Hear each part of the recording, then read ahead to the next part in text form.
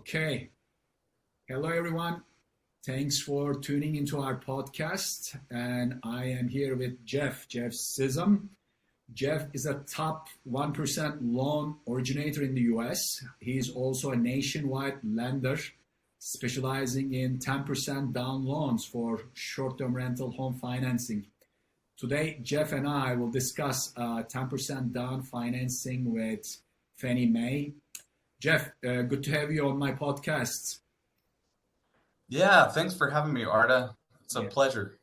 Thank you. And let's dive into it. So, Jeff, what's the truth about 10% down financing? Yeah, no, that's a great way to lead into it because there's so much misinformation out there around the product. And this has been 100% of my business for the past few years. So we've completely committed ourselves to the space. So 100% of my business is helping clients with the financing to buy in this asset class, vacation homes / short-term rentals. And 90% of my clients use the 10% down second home occupancy loan. So if you've talked to other loan officers, some don't even know about it. Some, their pricing is so high, they're not even using the product right now. But we have a unicorn portfolio product that it's 10% down. We can go up to the conforming loan limit of $766,550. So it can put your max purchase price at about $850.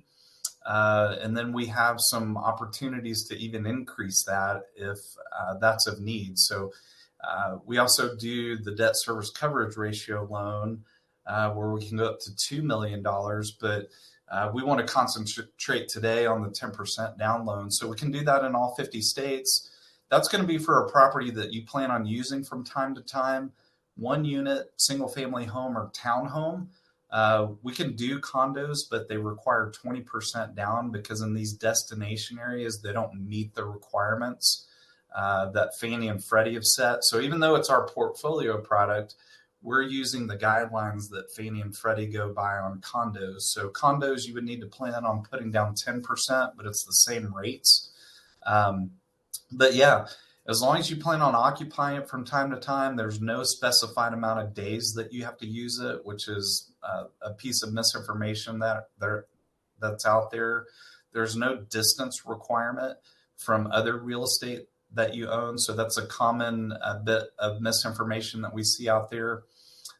So yeah, it is a great product for people that are looking to buy what I call lifestyle assets that they plan on using to create passive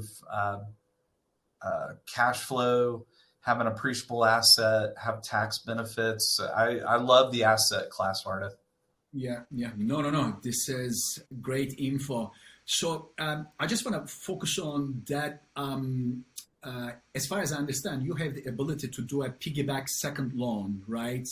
So, if you could tell us a little bit more about that, like on a second loan structuring and where, like it could potentially get us in terms of purchase price. Yeah.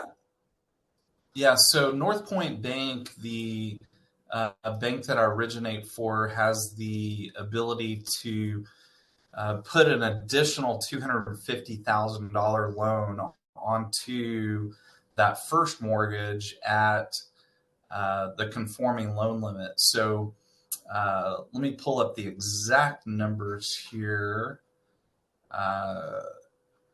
So if you have the conforming loan limit at $766,550 for that first mortgage, we add that $250,000 purchase money second with a 10% down payment. That backs you into a max purchase price at $1,129,550. So it keeps us out of the jumbo loan where you're typically going to have to put 25% down. It's going to be a higher interest rate. It's harder to qualify for. So it's a great opportunity as well.